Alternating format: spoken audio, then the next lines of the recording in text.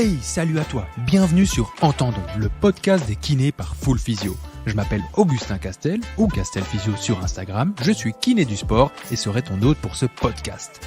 Que tu sois dans les embouteillages, en train de courir, installé confortablement chez toi ou même au cabinet entre deux consultations, on va passer les prochaines dizaines de minutes ensemble à parler de kiné, de santé ou peut-être même d'autres choses qui sait. Alors s'il te plaît, mets-toi à l'aise et surtout, bonne écoute.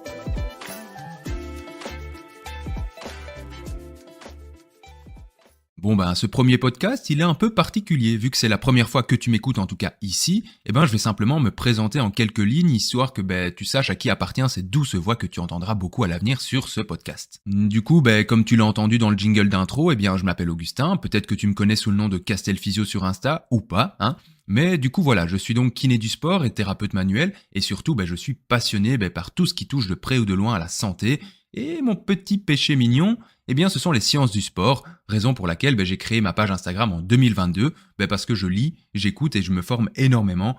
Et j'avais vraiment cette envie, cette passion de partager ce qui moi me semblait intéressant, on va dire.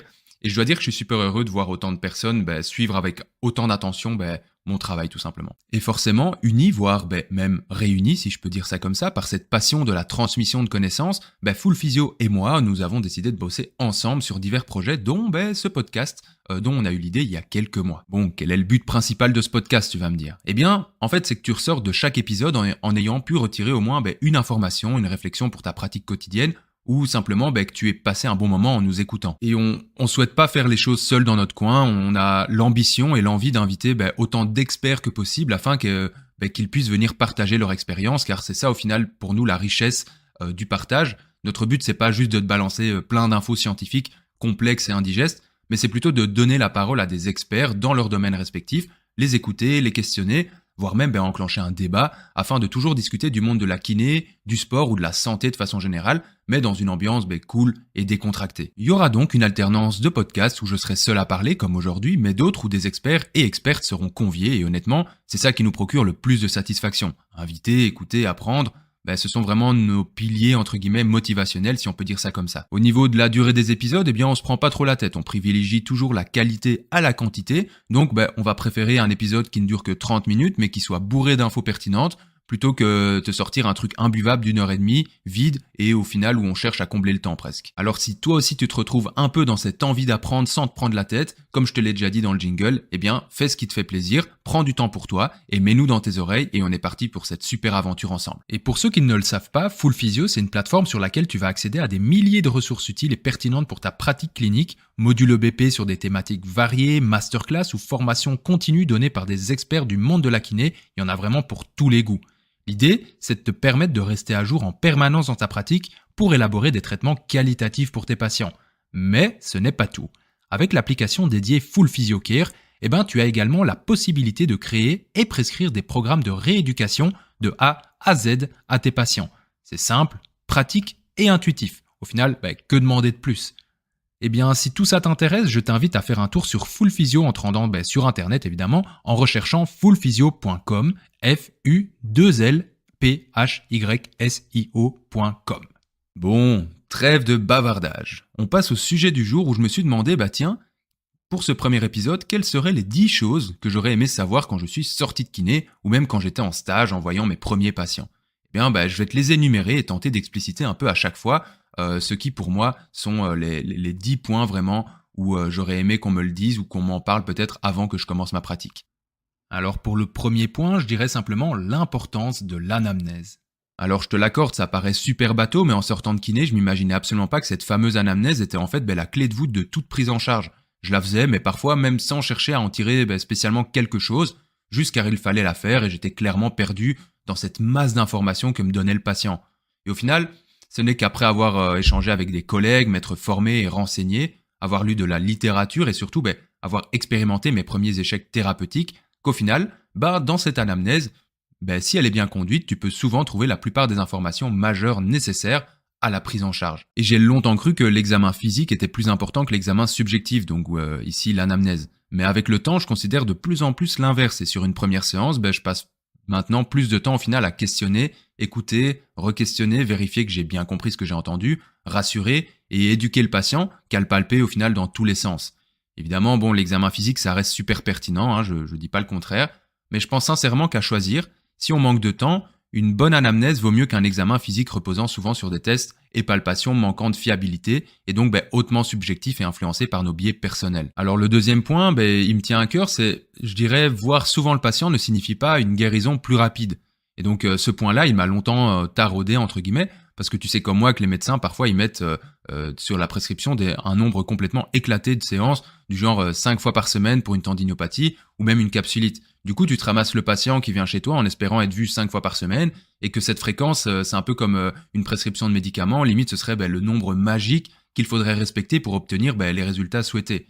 Eh bien, c'est pas si clair que ça. Et la littérature, elle montre aujourd'hui par certains papiers que selon les individus, voir le patient 1 fois par semaine ou 3 fois par semaine, ou même 1 fois toutes les 2 semaines, les résultats ne dépendent absolument pas de la fréquence, mais plutôt d'autres facteurs comme les croyances, l'autonomie du patient, le contexte psychosocial, l'éducation du patient, ses attentes, etc., etc.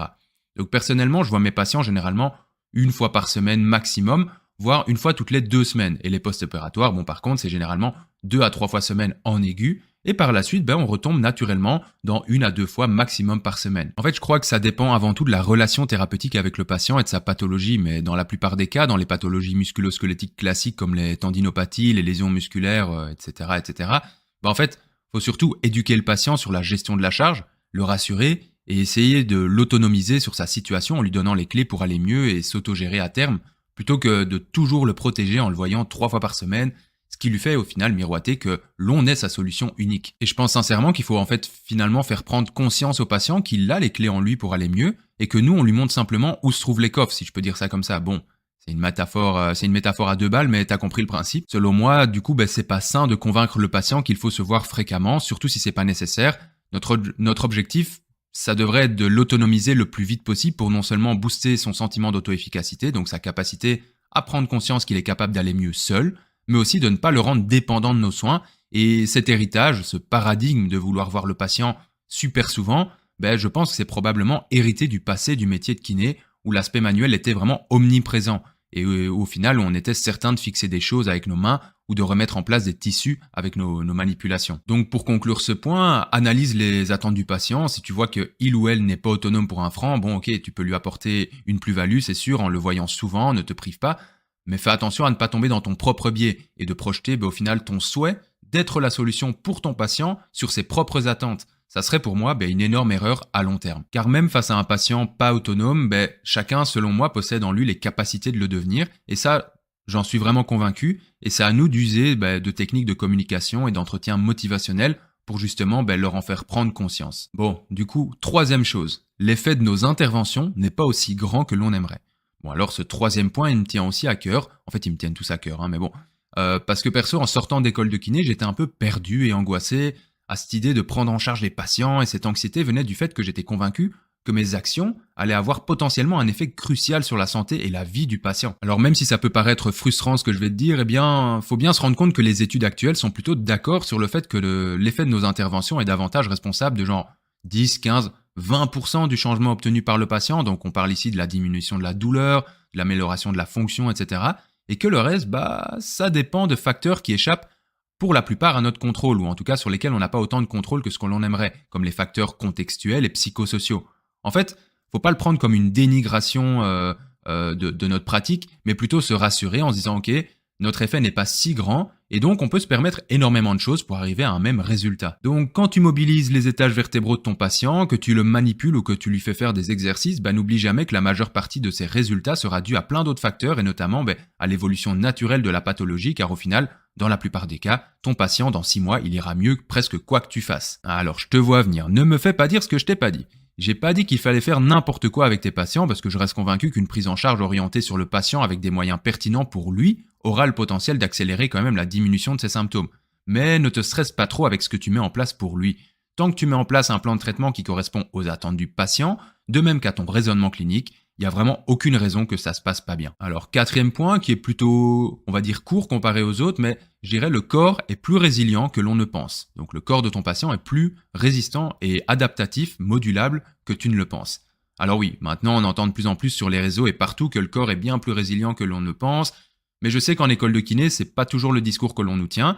Donc si je peux te donner un conseil, crois en les capacités d'adaptation du corps de tes patients. Parfois, c'est étonnamment malléable et tu arriveras à amener des patients bien plus loin que ce que eux n'avaient imaginé. C'est donc une image que tu dois cultiver non seulement pour toi, mais pour tes patients. Et ils doivent vraiment prendre conscience que rien n'est figé et qu'avec des exercices, avec de la patience et la bonne intensité, il n'y a pas de raison qu'ils n'arrivent pas à leur objectif.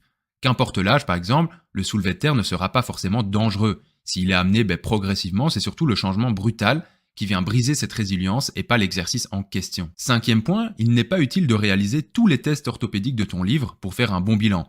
Bon, je suis sûr que tu as aussi fait des fiches bilan récapitulatives avec tous les tests orthopédiques possibles et imaginables, non ? Enfin perso, je me souviens que j'avais des feuilles entières, indigestes, prêtes à être utilisées pour bilanter de A à Z mon patient, et au final, ce qui se passait bien souvent, c'est que je faisais que la moitié des tests, ou bien je les faisais tous, mais je perdais toute la séance à uniquement le tordre dans tous les sens sans pour autant savoir quoi conclure entre guillemets à la fin de tout ça. Retiens que vaut mieux faire 4 tests bien choisis et pertinents plutôt que 25 aléatoirement juste parce que tu veux rien rater, parce qu'au final tu risques de te perdre et au final ça va avoir l'effet inverse de ce que tu veux. Surtout que l'on sait aujourd'hui, et je pense pas t'apprendre quelque chose vu qu'on le voit beaucoup circuler sur les réseaux, que les tests orthopédiques ont mauvaise presse. Concernant leur valeur diagnostique, c'est pas l'objet du jour, donc je vais pas trop m'éparpiller sur ça, mais ces tests ne sont pas le saint graal et l'anamnèse t'apportera souvent bien plus d'informations que les 45 tests présents dans les livres ou sur YouTube.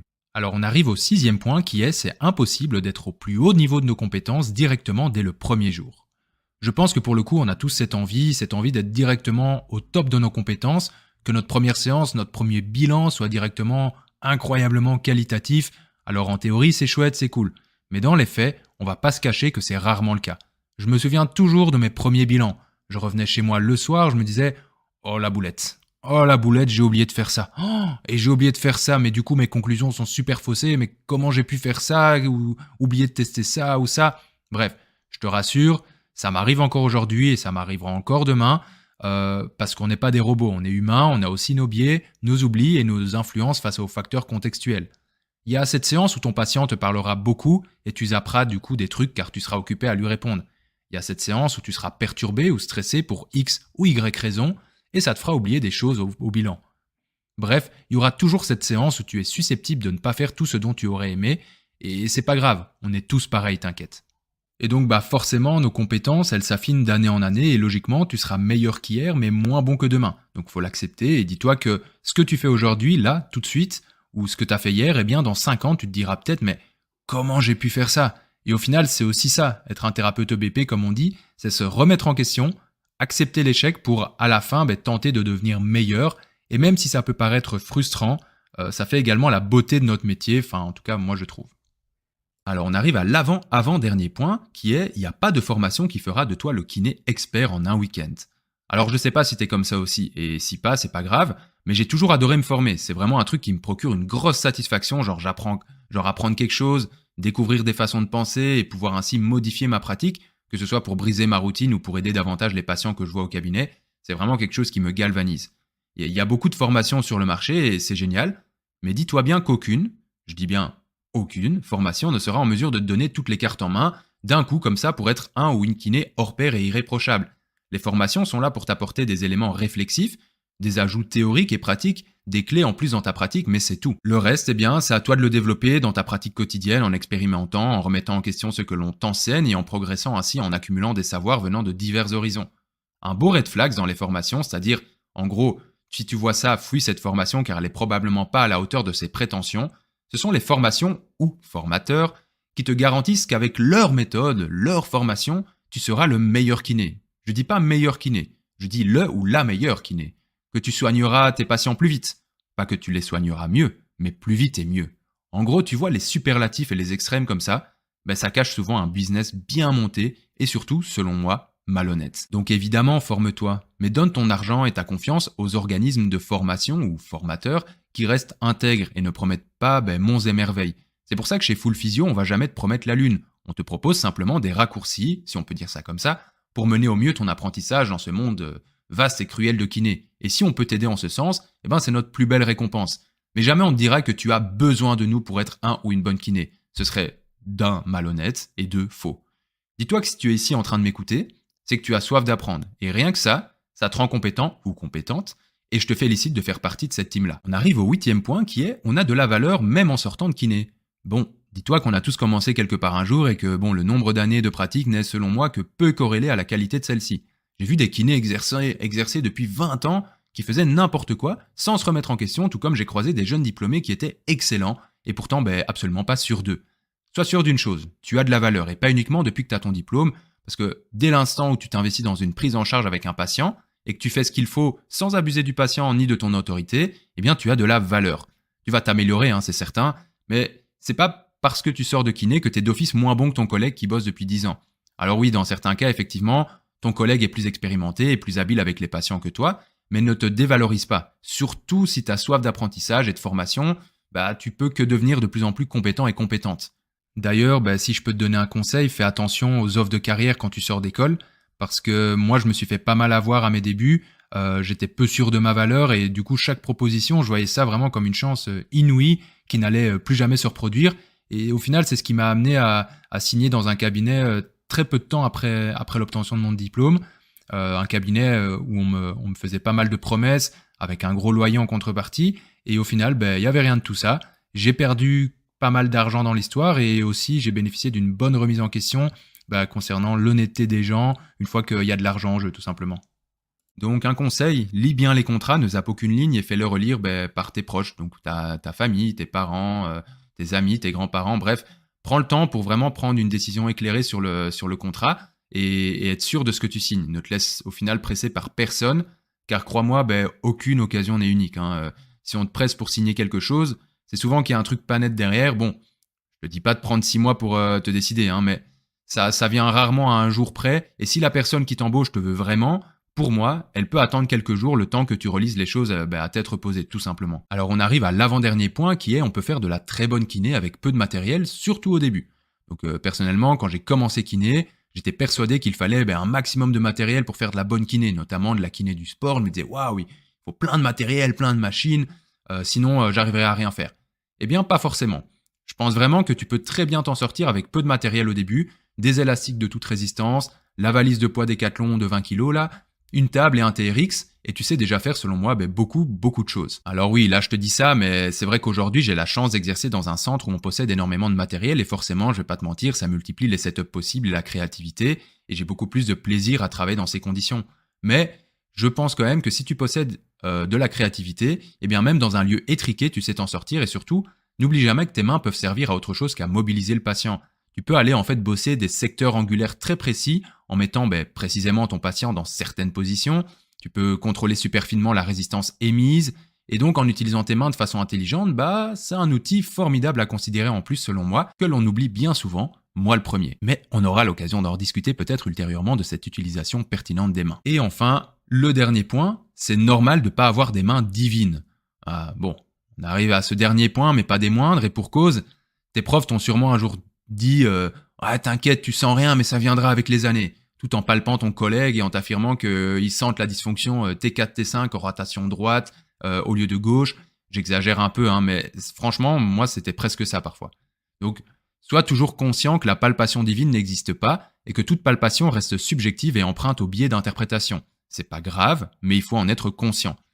Donc oui, forcément, ton aisance au toucher va s'améliorer avec les années, je te rassure, mais c'est pas genre après 5 ans que pop, tu vas débloquer une compétence comme ça, comme dans un jeu vidéo qui te permettra de sentir la transverse de L4 que tu n'as jamais senti jusqu'à présent. Donc, quand tu palpes, fais confiance à tes mains, à ce que tu sembles sentir et ce sera déjà bien parce que, crois-moi, souvent, on sent ce que l'on veut bien sentir, même sans s'en rendre compte. Donc, ce qui influence le plus notre palpation, c'est pas tellement notre nombre d'années d'expérience, mais plutôt, selon moi, le contexte clinique, notre raisonnement clinique et les conclusions, au final, que l'on aurait bien envie de tirer de tout ça. Donc, pas de panique, Chacun possède sa propre finesse de palpation et tu seras pas un ou une mauvaise kiné si tu ne sens pas la même fameuse dysfonction que ton prof ou ton collègue.